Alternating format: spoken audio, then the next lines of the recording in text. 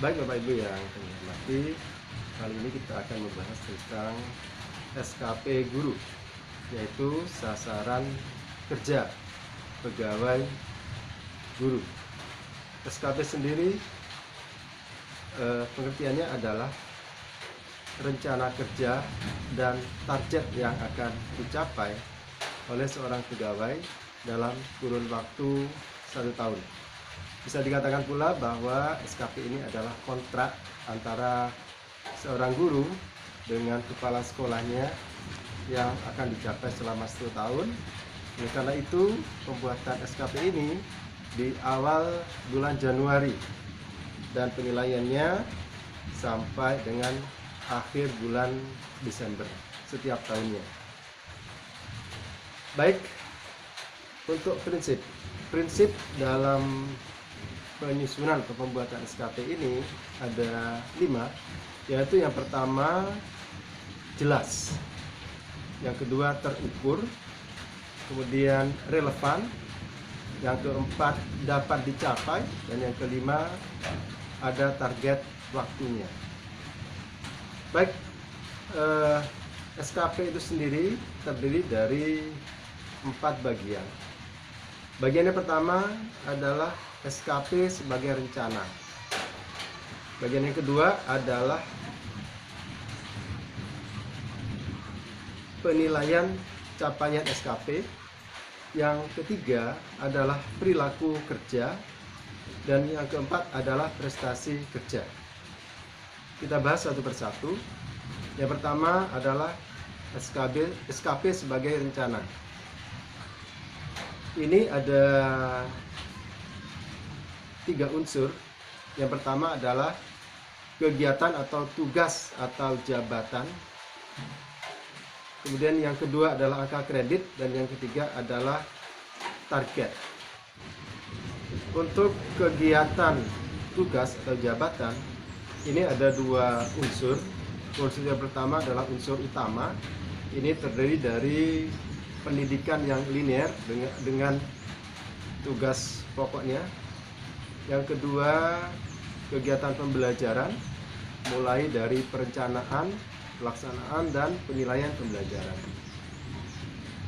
Dan ditambah lagi dengan pengembangan diri berupa diklat fungsional, kegiatan kolektif guru, ada juga presentasi ilmiah, publikasi ilmiah, pembuatan buku, dan lain-lain.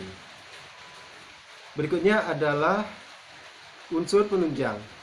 Unsur penunjang ini terdiri dari pendidikan yang tidak linear dengan tugas pokok seorang guru, lalu penghargaan atau tanda jasa.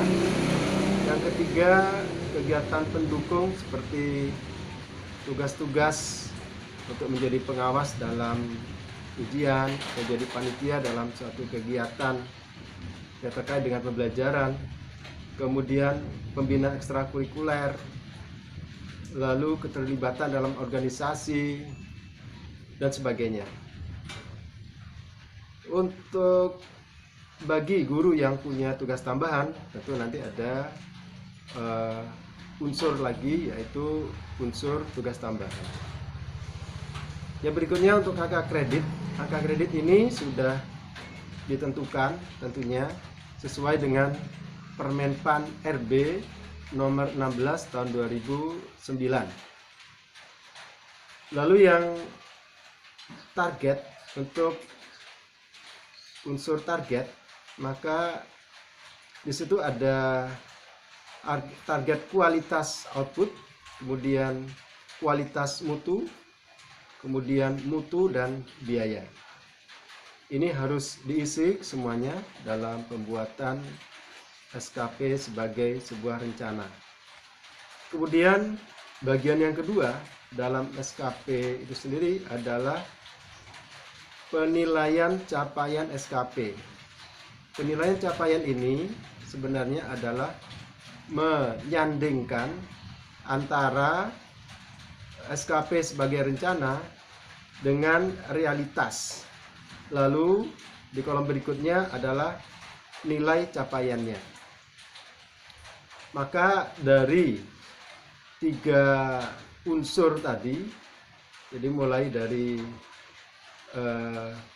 kegiatan tugas atau jabatan, kemudian angka kreditnya berapa, lalu target yang tidak dicapai sesuai rencana, lalu sekarang realisasinya, apakah hal tersebut bisa direalisasikan atau tidak. Kalau sudah, nanti nilainya berapa.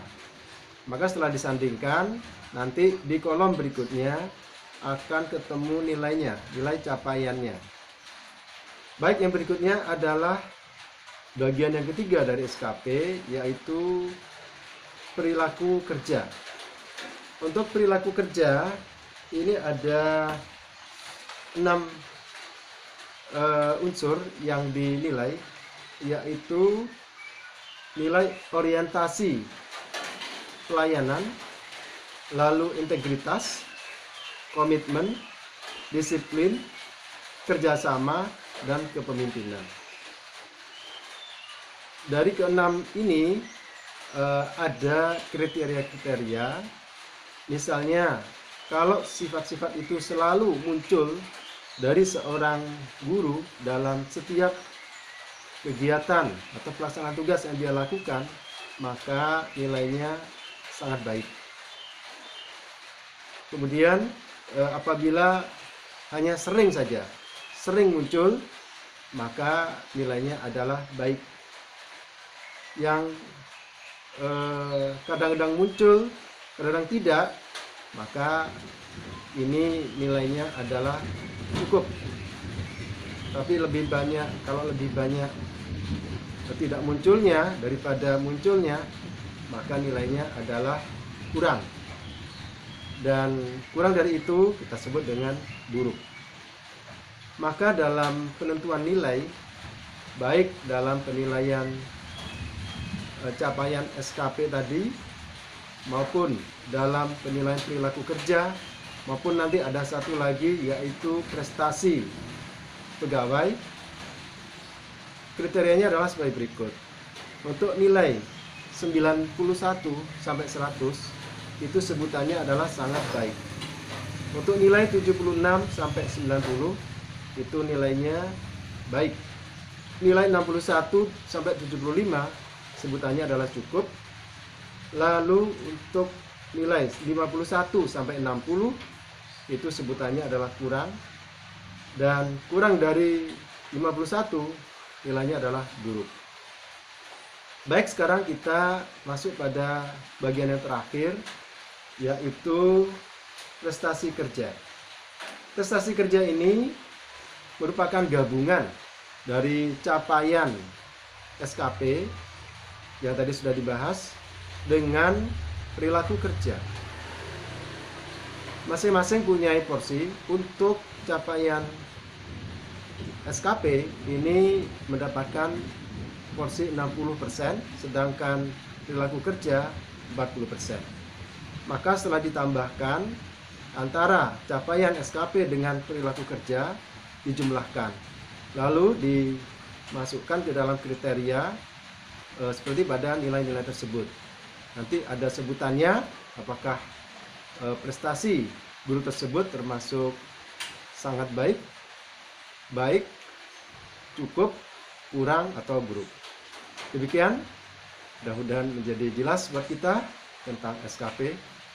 Dan lain kali kita akan belajar tentang bagaimana mengisikan semua format-format yang ada di dalam SKP.